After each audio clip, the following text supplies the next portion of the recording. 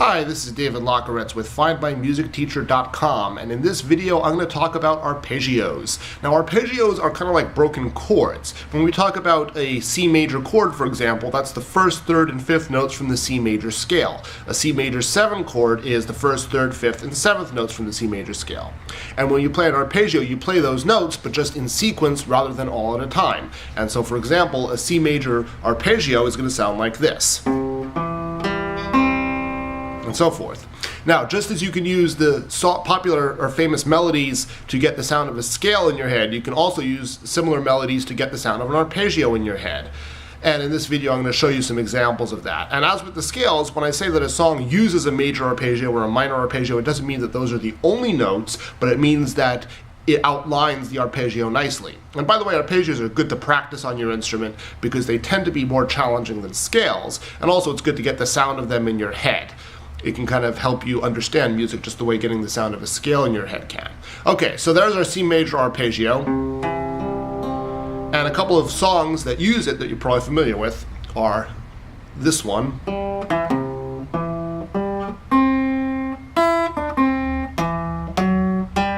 I'm guessing you've probably heard that one once or twice. Here's another pretty famous one. You might not know it by name, but you've probably heard it before. It is the Prelude in C from J.S. Bach's Well-Tempered Clavier.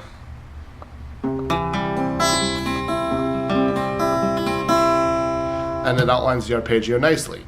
Now that brings us to the minor arpeggios, which just have kind of a slightly darker, moodier, somber quality, just like the minor scale does. And an example of a song that uses it, or a melody that uses it, is from Dvorak's New World Symphony, which you're probably familiar with. And another great example from the classical repertoire comes from Beethoven, his Appassionata Sonata for piano originally, but today played on guitar.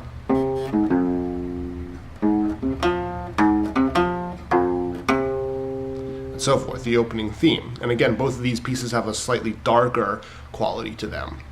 All right, those are both called triads because they have 3 notes. The 7th chords, which is when you add the 7th degree of the scale, bring us to a whole new set of arpeggios.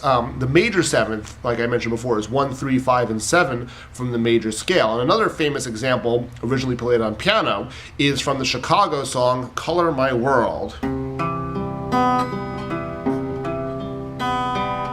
and so forth.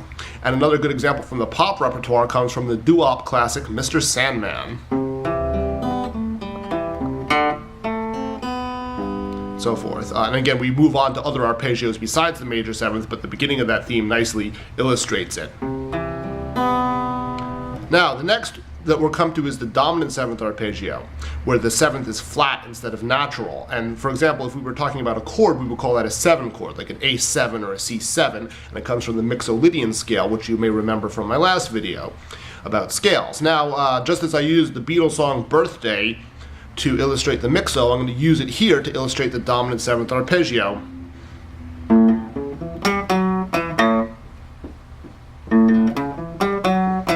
So forth. And another song that you're probably familiar with that uses the dominant 7th arpeggio nicely is Roy Orbison's Pretty Woman, so forth, the beginning of it. That'll bring us to the last arpeggio I'm going to talk about today, which is the minor 7th arpeggio. And again, I'm going to borrow from myself here and quote my last video where I used the Santana song Oye Como Va, which nicely illustrates the minor 7th arpeggio.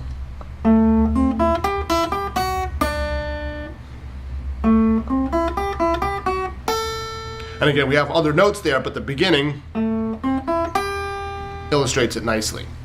Anyways, those are the 5 I'm going to talk about for now. There's many, many other kinds of arpeggios out there. If you have any questions or if there's other arpeggios that you've heard of that you want to learn more about, feel free to email me, david@findmymusicteacher.com. I hope you found this video helpful. Thank you for watching. Now go practice your arpeggios.